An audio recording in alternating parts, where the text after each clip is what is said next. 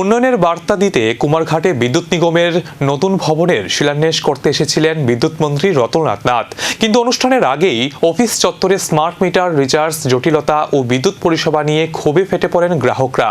ফলে উন্নয়নের চেয়ে বেশি চর্চায় উঠে আসে মানুষের অসন্তোষ।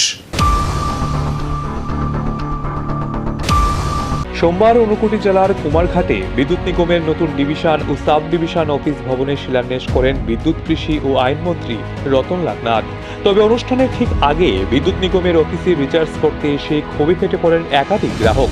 তাদের অভিযোগ, স্মার্ট মিটারের আগের তুলনায় বেশি টাকা রিচার্জ করেও কম ইউনিট মিলছে।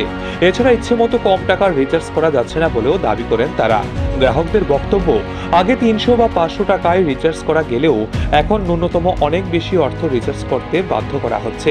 এতে সাধারণ মানুষ আর্থিকভাবে চাপে পড়েছেন। এখানে 300 টাকা দিয়ে রিচার্জ হইতো, তখন 700 টাকা লই যাও, 1000 টাকা লই যাও। তারা খাইতে পারে না নাকি? মাকে খাইলে তো 1000 টাকা বইয়া খাইতে পারে। তো সাধারণ মানুষের কাছে পয়সা মারিয়া খার গেলে এটা চোর নানি।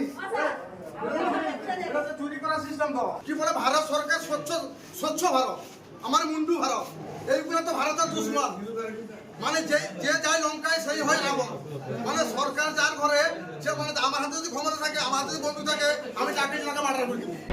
আরও এক গ্রাহক অর্পণা সরকারও একই অভিযোগ তুলে বলেন, 500 টাকার রিচার্জ করতে গিয়েও তাকে বেশি টাকার রিচার্জ করতে বলা হয়েছে।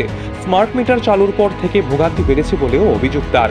অন্যদিকে নির্ধারিত সময়ে অনুষ্ঠানে মন্ত্রী উপস্থিত না হওয়ায় দীর্ঘক্ষণ অপেক্ষা করতে হয় আমন্ত্রিত অতিথি ও সাধারণ মানুষকে। এ নিয়েও দেখা দেয় অসন্তোষ। এরা তো এটা ফাইজলামি আরম্ভ করছে। এরা কি মানুষের বাঁচতে দিব না দিত না? তারা এই ধরনের কাজ কে লিগা করে?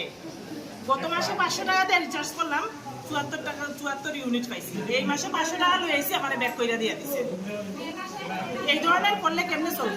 আগে এরকম হইছে না, আজকে ফার্স্ট আইয়া আমি দেখতাছি। এদিকে অনুষ্ঠানে বক্তব্য রাখতে গিয়ে বিদ্যুৎ মন্ত্রী রতনলাল নাথ বলেন, বিদ্যুৎ দপ্তর অত্যন্ত গুরুত্বপূর্ণ এবং চ্যালেঞ্জিং একটি বিভাগ। রাজ্যের বিদ্যুৎ পরিষেবায় উন্নয়নে সরকার ধারাবাহিকভাবে কাজ করছে বলেও দাবি করেন তিনি। একদিকে নতুন ভবনের শিলান্যাস, অন্যদিকে স্মার্ট মিটার। বিদ্যুৎ পরিষেবা নিয়ে গ্রাহকদের ক্ষোভ, দুই ছবি সামনে এলো কুমারঘাটে। এমন অভিযোগগুলির বিষয়ে বিদ্যুৎ নিগম কি পদক্ষেপ নেয় এখন সেটাই দেখার।